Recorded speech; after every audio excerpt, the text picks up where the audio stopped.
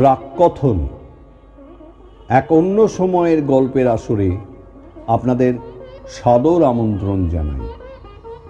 এক অন্যরকম সময়, যার সঙ্গে এই সময়ের মিল খুঁজে পাওয়া খুবই কঠিন। সেই সময়ের গ্রাম, শহর, পরিবেশ, সমাজ, সংস্কৃতি সবই ছিল অন্যরকম। কম্পিউটার মোবাইলবিহীন সেই সময়ে দৈনন্দিন জীবনযাত্রার মধ্যেও পারস্পরিক আদান প্রদান ছিল। বৈঠকি আড্ডা, শখের যাত্রাপালা, থিয়েটার এসবও ছিল। কোনো কোনো বাড়িতে নিয়মিত মাসিক পত্রিকা পড়ার চল ছিল। আবার 12 মাসে 13 পার্বণও ছিল। তখনকার সাধারণ মানুষ মোটামুটি অল্পেই সন্তুষ্ট থাকতেন।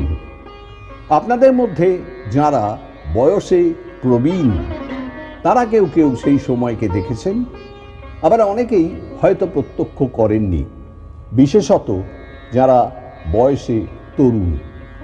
সেই সময় নীরব সাক্ষী আমাদের পূর্বপুরুষরা। কোনো কোনো শতাব্দী প্রাচীন বাড়ির দেওয়ালে মলিন ফ্রেমে আঁটা বিবর্ণ ছবি হয়ে শোভা পাচ্ছেন। ব্যতিক্রমী কয়েকজন বাদে তাঁদের অধিকাংশই ছিলেন সাধারণ, তাই হয়তো তাঁদের কথা কোনো ইতিহাস বইতে স্থান পায়নি।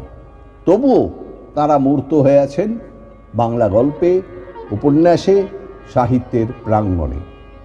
বাংলা সাহিত্যের বিপুল ও অসাধারণ গল্পের সম্ভার থেকে নির্বাচিত কিছু মণিমুক্ত দিয়ে সেই ফেলে আসা সময়কে স্মৃতির মানসপটে নিয়ে আসার জন্য আমার সামান্য প্রচেষ্টা এই গল্প পাঠের আসর। আশা করি ভালো লাগলে চ্যানেলটি সাবস্ক্রাইব ও শেয়ার করে আমাকে উৎসাহিত করবেন।